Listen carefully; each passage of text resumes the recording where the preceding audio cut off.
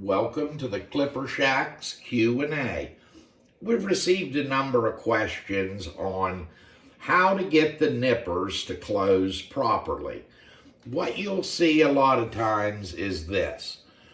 The nipper is hitting at the back and it's still open at the tip when they come together. That's not what we truly want to see in a nipper. It's actually completely the reverse. But the way to correct this is in the B clamp on our system or freehand if you do them that way. With the nipper closed, we want to remove more metal here than at the tip, and we can get these to close properly again. Now the reverse of that can be this. The tips come together, but it's open down at the rear. Even with a lot of pressure on it, it still doesn't close all the way to the back.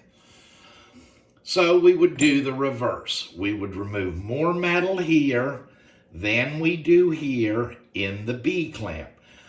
We're paying close attention to this amount of light.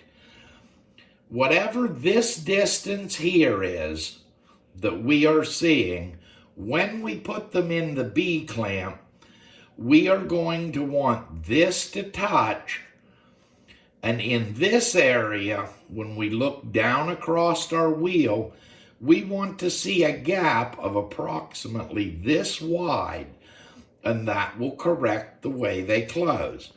What we truly want to see in a nipper when it closes, we want the tips to touch with no pressure, just closing them. And as we add a little bit of pressure to them, we want to see this zip close, just like a zipper, all the way to the back as we add just a little pressure. What that'll do, it makes the tips cut very good, but it will cut all the way to the back.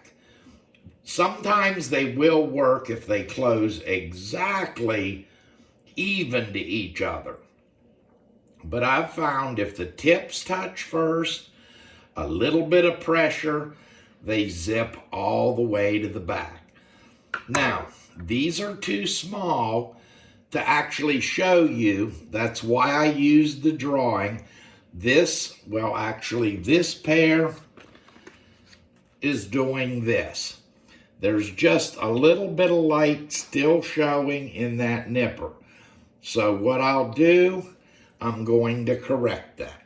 Okay, I place the nipper in the B clamp with the jaws completely closed together.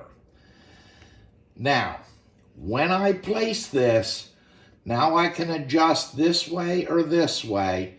And what I'm going to want to do, I'm going to want the heel of this nipper right here to touch the wheel. And as I look down across it, I want to see a little bit of light here at the tip. And then what I'm going to do, I'll move it in, bring it over, and I will adjust it so that the heel touches and just a slight bit of light shows at that tip. I will lock it in place, start the wheel, and now I just touch. As I touch that, I'm removing very little. Less is always better on the nipper. Now I can pick it up, see what I've actually cut, and know that I have to go just a slight bit more in order to get these to close all the way. Apparently I didn't have my clamp tight enough. There, now I've got it locked in. So what I'll do is I'll touch it a couple more times. Now I've corrected this problem. I would hold them up to the light, close them, and make sure that it's all the way If it's not perfect yet, I could make fine adjustments. The other nipper would just be the reverse of this, but for teaching purposes, I really don't have to show, because on it, we would just have the tip touch first and leave the light at the heel. Now, another thing is, a lot of the things I've seen on the internet are showing you only to do the face of the nipper. They don't seem to want to do the insides of the nipper. Well, that's kind of like doing a shear where you never do the ride. You can get by with it for a while, but eventually you have to do these insides. If you don't, you actually lose the angle that you were using, and the metal becomes very thick, and the nipper will become very blunt to use and won't cut properly. So, by all means, you have to do these insides on a regular basis. If not, you will run into problems. Like I said, you can get by a few times, but not forever with that.